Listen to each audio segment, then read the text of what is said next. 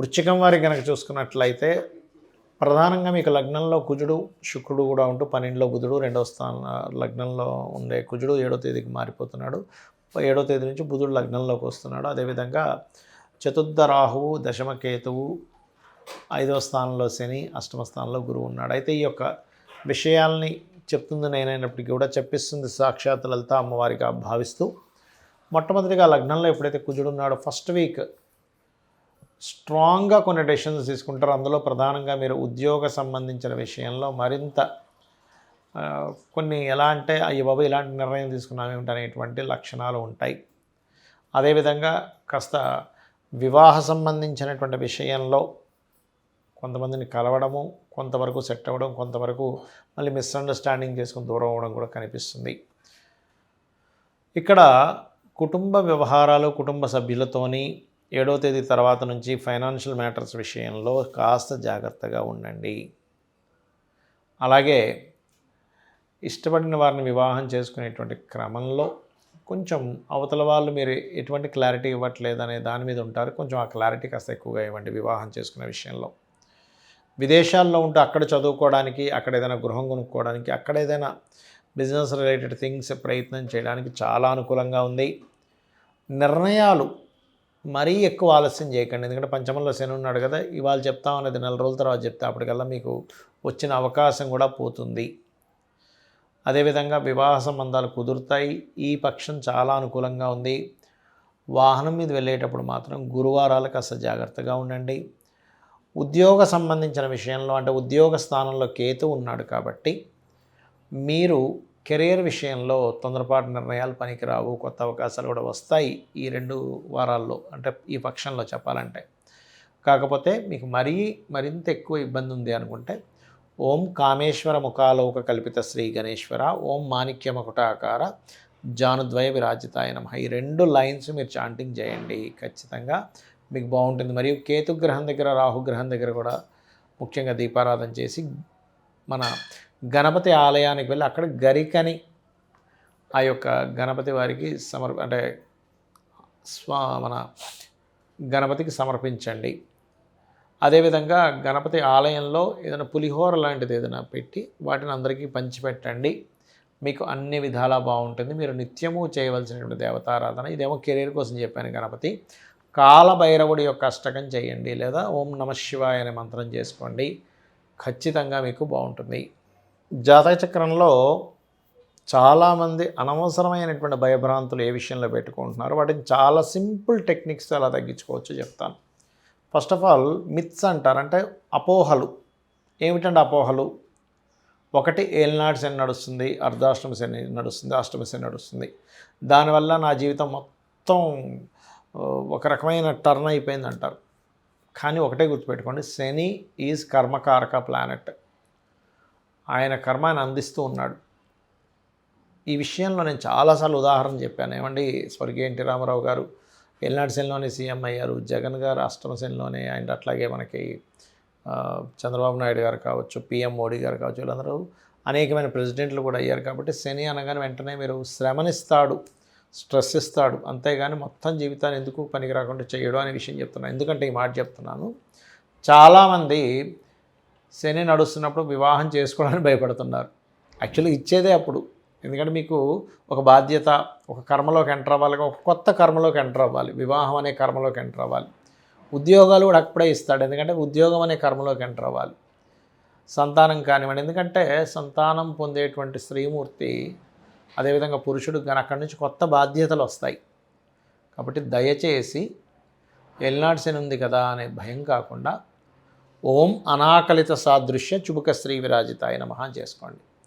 అలా కాకుండా ఒక్కొక్కరికి ఒక్కో రకమైనటువంటి ఇబ్బందులు పడుతూ ఉంటారు. ఎలాగా ఉద్యోగం రావట్లేదు, అప్పుడు మీరు ఏం చేస్తారంటే మీ దశమ స్థానం ఎలా ఉందో చూడండి. మీ 10th లార్డ్ అంటారు, 10th లార్డ్ బాగున్నాడు, మంచి కెరీర్ ఉంటుంది. అలా కాకుండా 2nd లార్డ్ పాడయ్యాడు, 10th లార్డ్ బాగున్నాడు, అప్పుడు ఏమవుతుంది, కెరీర్ బాగుంటుంది కానీ అందులో వచ్చే ఇన్కమ్ సరిగ్గా శాలరీస్ ఇవ్వరు.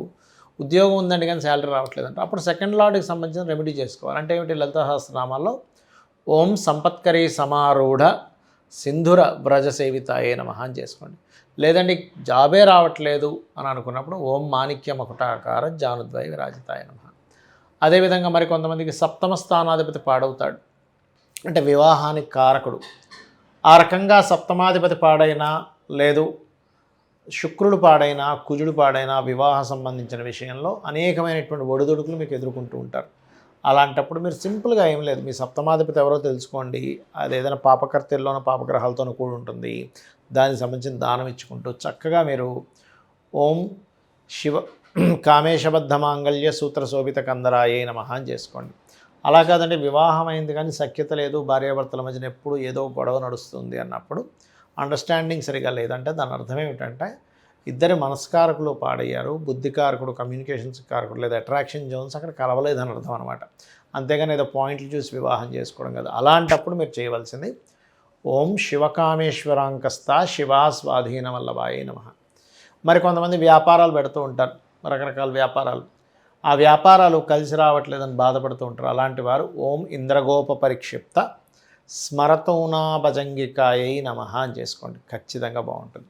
ఇలాగా లలితా సహస్రనామాలు ఏవైతే ఉన్నాయో అవి వేద మంత్రములతో సమానము. ఎంతటి సిచ్యువేషన్స్లో ఉన్నా నమ్మి గనక మీరు చేశారా రెగ్యులర్గా, రూపాయి ఖర్చు లేకుండా చక్కగా ఇంట్లో కూర్చొని అరగంట 40 నిమిషాలు గంట సేపు కూర్చొని మీ ప్రయత్నాలు మీరు చేసినట్లయితే అప్పుడు ఏమవుతుందంటే మీరు చేసినటువంటి ఆ యొక్క జప ఫలం ఏదైతే ఉందో, అయితే చాలామంది జపం ఎలా చేయాలని అడుగుతూ ఉంటారు. చక్కగా మీరు పంచోపచార పూజ చేసేసుకొని గంధం పుష్పం ధూపం దీపం నైవేద్యం పెట్టేసిన తర్వాత ఆవాహనం చేసి పంచోపచార పూజ చేసేసిన తర్వాత కూర్చొని జపం చేసుకోండి. అప్పుడు ఖచ్చితంగా మీరు ఏదైతే సంకల్పం కోసం, అది ఉద్యోగమా, వ్యాపారమా, లేకపోతే సంతోషంగా లేరు, కొంతమంది చూడండి ఎన్నున్న ఆనందంగా లేవంటాం, అలాంటప్పుడు కూడా ఓం ఇంద్రగోప పరిక్షిప్త స్మరతూనాభజంగికాయ నమః చేసుకోవచ్చు, తప్పేం లేదు.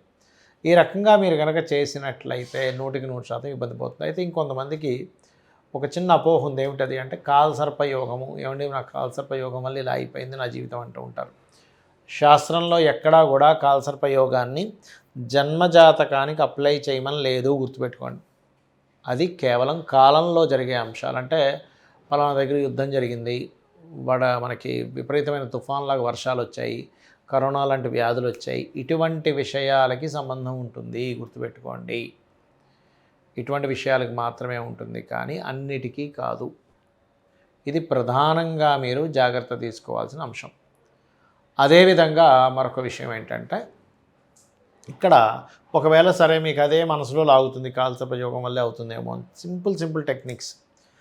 నవగ్రహాల్లో రాహుకేతువుల దగ్గర దీపారాధన చేయండి, పాయింట్ నెంబర్ 1. రెండవది, మీకు రావి చెట్టు ఉంటుంది మనకి టెంపుల్స్లో, ఆ రావి చెట్టు దగ్గరికి వెళ్ళి అక్కడ మీరు ప్రదక్షిణం చేసి వాటి మీద సర్ప ప్రతిష్ఠ చేసినవి ఉంటాయి, వాటి మీద పసుపు కుంకుమ గంధం కలిపిన వాటర్ పట్టుకొని ప్రదక్షిణం చేసి వాటి మీద వెయ్యండి.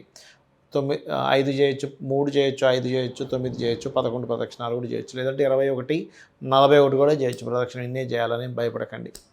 అలాగే మీకు మరీ ఎక్కువగా లేదు, కొంతమందికి ఎంత చెప్పినా కూడా వాళ్ళకి మైండ్లో ఉండిపోతుంది, లేదండి నా కాలసర్పయోగం వల్లే నాకేం కలిసి రావట్లేదు అంటారు. అలాంటప్పుడు ఇంకా బెస్ట్ రెమెడీ కాళహస్తికి వెళ్ళిపోండి.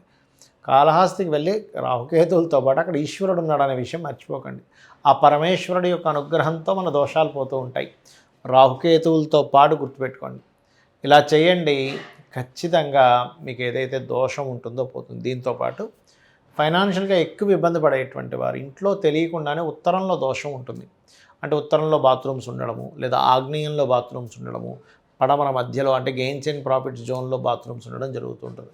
వీటి కారణం వల్ల కూడా మనం ఇబ్బంది పడుతుంటాం అనే విషయం తెలుసుకోవాలి. అలాంటి జాతకం బాగుంది కానీ ఎక్కడో మనకి రావాల్సినంత రావట్లేదు అంటూ ఉంటారు. కారణం ఏమిటి? వాస్తుదోషం ఉంటుంది.